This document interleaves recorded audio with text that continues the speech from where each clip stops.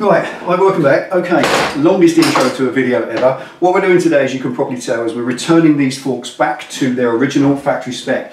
These are the Triumph Scrambler forks. They should have a 10 weight oil from the factory, and what we tried recently, as you saw, was to put a 7.5 weight in to lighten them up a little bit. Had mixed results. On the one hand, it was smoother over bumps, the little tiny ripples, but as Penny reported, that on big bends, it kind of felt like it wanted to wash away. I had a little ride on it too. It just felt unfamiliar, wasn't nice. And there's nothing worse than when your bike doesn't feel familiar and dependable and reliable. The second half of the video, what I'm going to do is just roll through it with a few quick tips as I go along, just showing you what I'm doing. So if you want to do this sort of thing yourself, you can. A few little things may not have been obvious, so I'll talk you through them as we go, hopefully without too much chat. Keep it interesting. So let's get stuck in and get the second one done. Right. Lubricator off first. Dust seal. Try and bear against your finger or your thumb. Don't twist and bear against the alloy, especially if you've got black forks. Chew the powder coat on them. That's it. Okay, we're going to replace all the seals, so dust seal off out of the way. Before we go any further, is I want to get that bolt out the bottom. Now, if any of you have done this kind of thing in the past, you know that that doesn't have anything locating. The damper rod that lives inside is free to rotate. Sometimes you can put an Allen key in that, turn it and crack, it goes nicely. Other times it doesn't. In fact, 9 times out of 10 it doesn't. So let's see if we're lucky today or not. Right, that bolt in there, 10 mil. Screwdriver across the hole to brace it.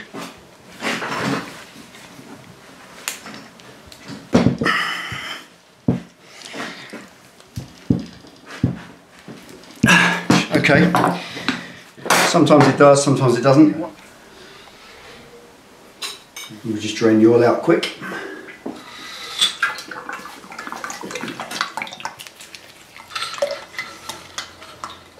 Alright, now I've broken the grip on that by loading up the fork with as much preload as you can.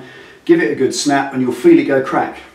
However, these particular forks on Triumphs, I've had these a couple of times.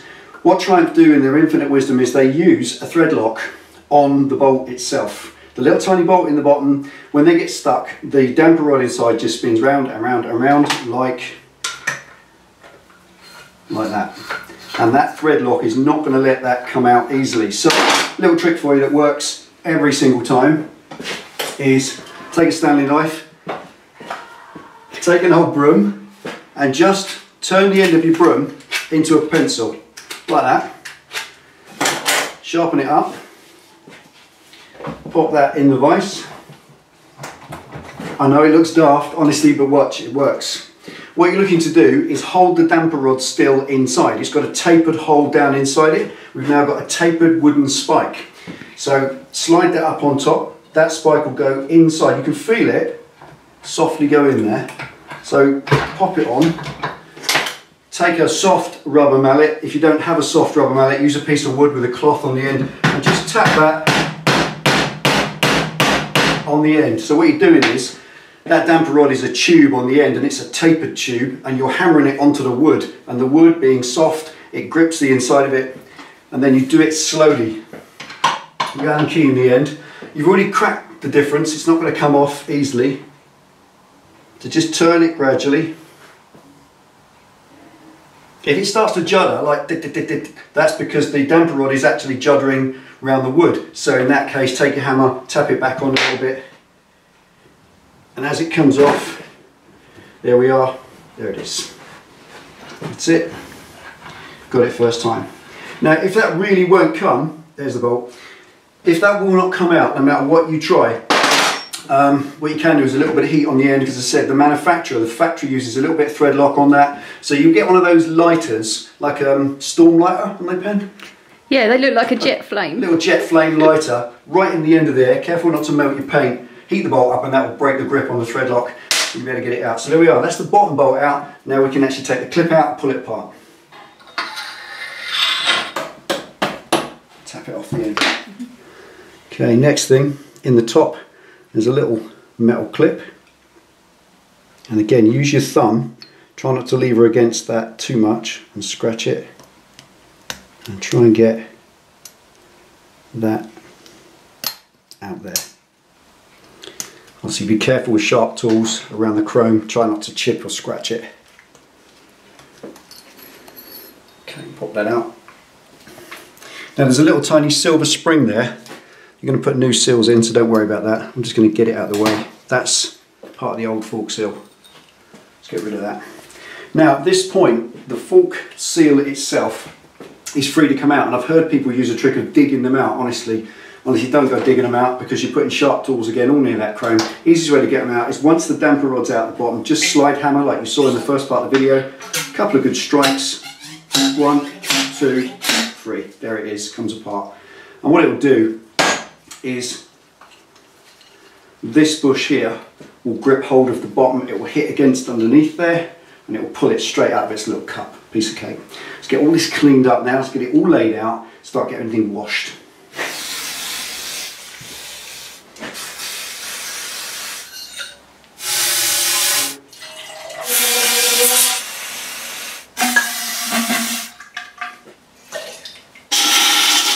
Right, here we are. Okay, let's tidy up. Everything's clean. Get a fresh roll of paper out. They can start reassembling it. Now, maybe possibly a couple of people may have asked why I'm not replacing this, the fork bush at the bottom. You can buy those. They often come as part of the kit. I've got the Slinky Glide kit here that has various different kits. This one's just got the fork seals and the dust seals, but you can get them with the exact bush for the bottom as well. But this one, if you look at it closely, it's completely grey still. When they start to get old, they'll go bronze colour, and you'll see lines scored in them where they start to rub on the inside of this tube. Then possibly they need to be replaced. But again, this is a 7,000 mile bike that's just 5 years old, and they are pretty much immaculate, so they'll do for now. If I do buy any, they're only cheap. I can pop them in another time when I do the next fork rebuild.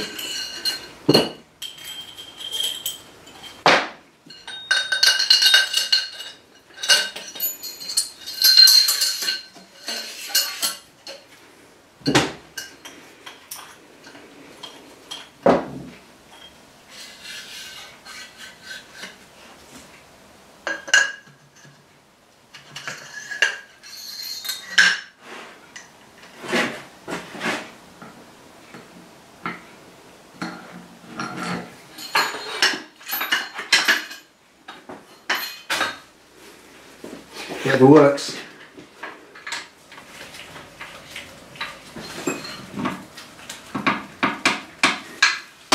Here we are.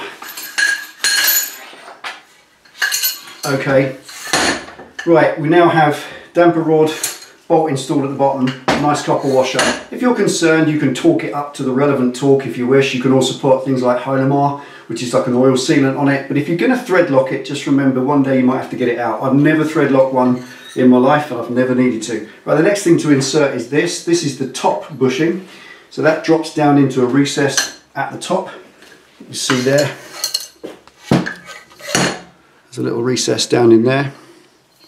It drops down into it. And we just need to tap that down into place. So what I'm using for this, as you saw in the first part of the video, is this. It's an adjustable or multi-sized seal driver. You can buy exact seal drivers for the specific size of your forks, but that's an expensive way to do it. This one is adaptable. It fits pretty much any regular bike forks, as you can see. And this is a laser item. I just got this from Machine Mart many years ago. Honestly, the other thing is if you're absolutely stuck, you can use the 2 bits of waste pipe like I did in the big video years ago. That just works just as well.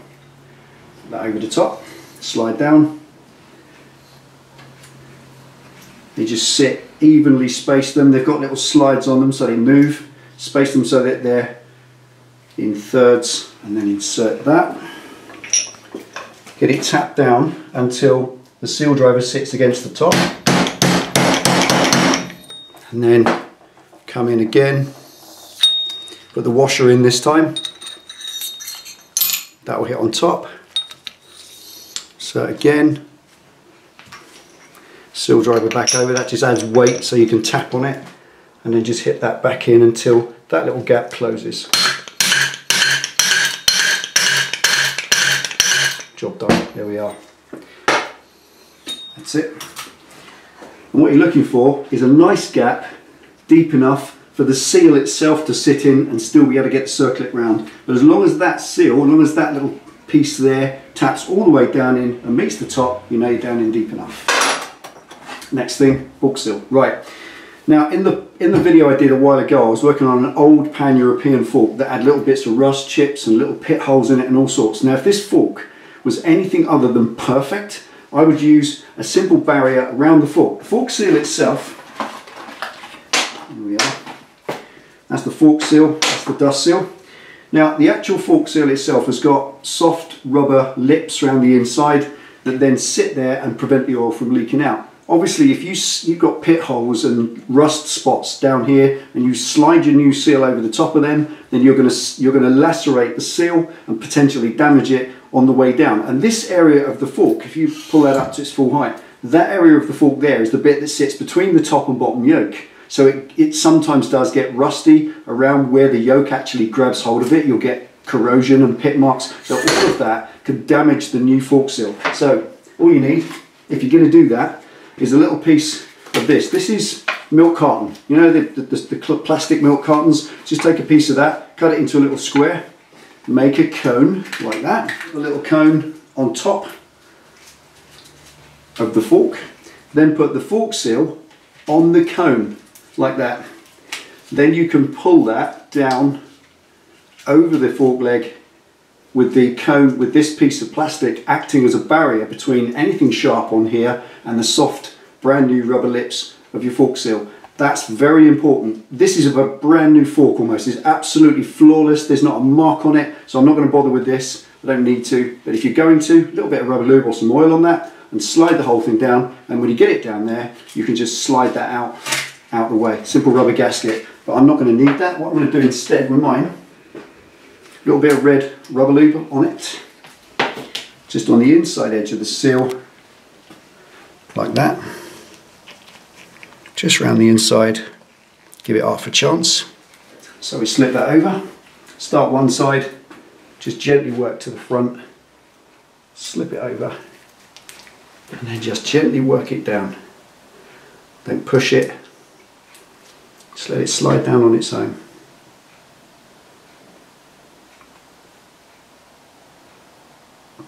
Once that touches the top there, push it in with your fingers as far as you can, take seal driver over the top, put that down on top of it, and a little tap pops it into place.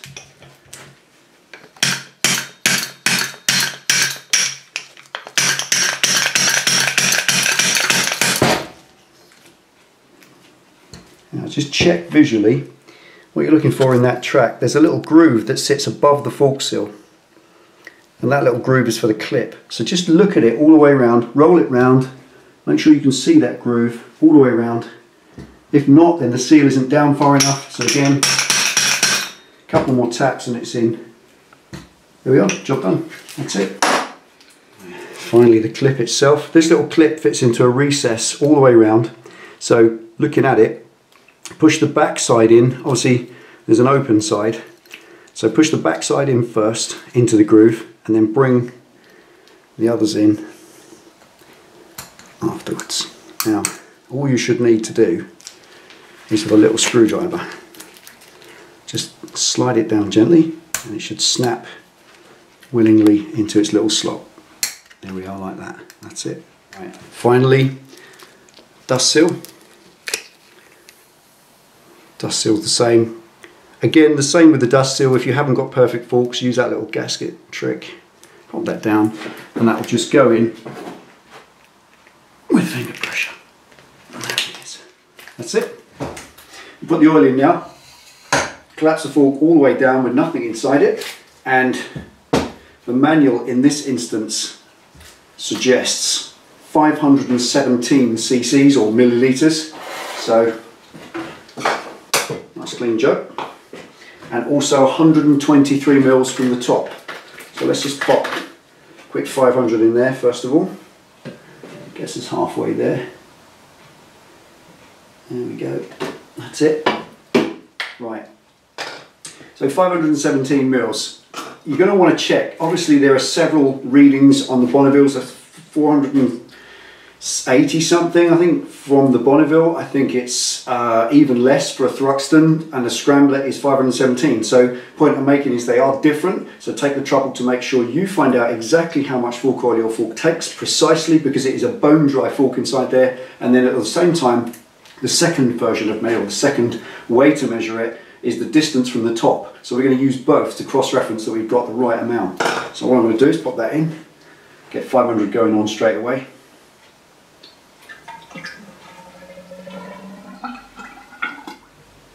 Right, the stop just short. It's easier to add a bit than it is to take it away. So now that's there, just give it a little squish up and down. Try and expel all the air that might be down in the bottom of the fork, around the damper rod. Let's give that sort of 30 seconds of just pumping up and down, just to kind of prime everything below the oil level. When you can't hear any gurgling or bubbling at all, time to measure it. Right, all the way down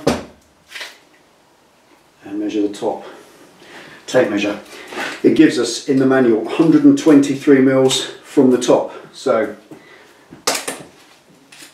end of the tape measure is bone dry. When it comes, first of all, 123, still dry. That's good. Haven't gone over the top. Last little bit in. Let's try that. To 123 mils. Perfect, right on the end. There we are. Now I know we have absolutely and precisely the correct amount of oil in that fork from a bone dry fork, and it is all completely spotlessly clean in there, like it's brand new. So I'm chuffed to bits with that, along with the new seal, everything else. Now it's got to chuck all the hardware back in. One more thing that we said, in the last version, when I sucked the oil out of these and put the combination oil in, I put these are progressively wound springs, meaning that this is tighter than this, so it gets progressively softer as you go along. Now, I put them in that way in the last video, and a load of you said it should be that way. Now that's interesting, because some years ago I did it the other way and I was told it was wrong the other way. Simple fact is, I can't tell the difference, and nor can she. I've tried them both ways round. Many people argue that if the softer wound spring, the tighter wound part of the spring is softer, if that is to the top, then it reacts quicker with without the weight of this on top of it, so therefore it is more sensitive if it's that way around. I think that's more theory than practice, and certainly on a fork like this you can't tell. However, because it upset a few of you last time, and it doesn't matter to me either way, I'm going to put it in this way, which seems to be most people agreed with. So we'll put it in that way. The washer goes on top, and then the spacer on top of that. That's right, all the way up. Cap back on. Right, okay. That's it, ready to go. That is a lot nicer than it was earlier. It really is. Now we don't know how much that's due to it all being brand new and spotlessly clean and fresh oil, or whether it's because it's now a 10 weight oil instead of 7.5. But that is much, much nicer, and that's going to be a lot nicer to ride. Okay, should we pop back in the bike? Yes. Let's go.